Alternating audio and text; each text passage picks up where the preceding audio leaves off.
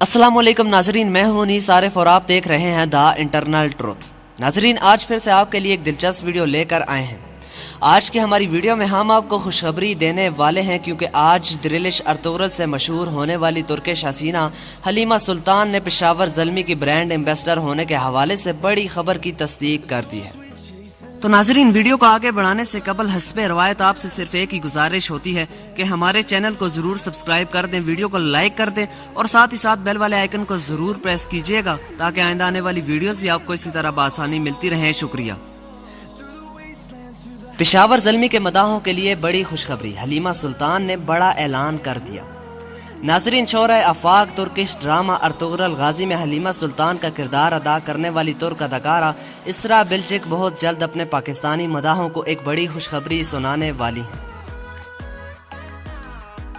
گزشتہ دنوں Pakistani super league کی فرنچائز پشاور زلمی کے مالک جاوید افریدی نے اسرا بلچک کو فرنچائز کا برانڈ ایمبیسڈر بنانے کے حوالے سے شائقین کرکٹ سے مشورہ مانگا تھا، جس پر سوشل میڈیا صارفین نے مثبت رد عمل دیتے ہوئے جاوید افریدی کے اس فیصلے پر بے حد خوشی کا اظہار کیا تھا۔ اس ضمن میں ترک اداکارہ اسرا بلچک کی جانب سے شائقین کرکٹ کے لیے مائکرو بلاگنگ سائٹ ٹویٹر پر ایک اہم پیغام سامنے آیا ہے۔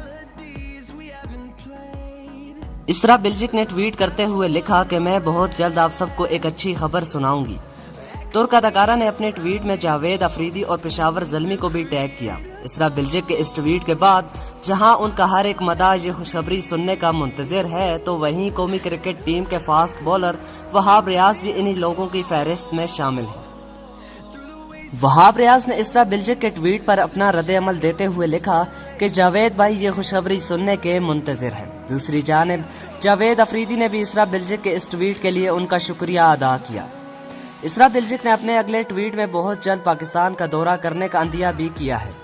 یہاں یہ بات بھی آپ کو بتا دوں کہ جاوید افریدی نے ترک سیریز ارطغرل غازی میں ارطغرل کا مرکزی کردار ادا کرنے والے اینگن التان کو PSL کا حصہ بنانے کے حوالے سے بھی ٹویٹ کیا تھا، جس پر کرکٹ شائقین کی بڑی تعداد نے سیریز کا مرکزی کردار حلیمہ سلطان یعنی اسرا بلچک کو بھی PSL کا حصہ بنانے کی فرمائش کی تھی۔ تو اب دیکھنا یہ ہے کہ اس خبر کی تصدیق کب ہوتی ہے۔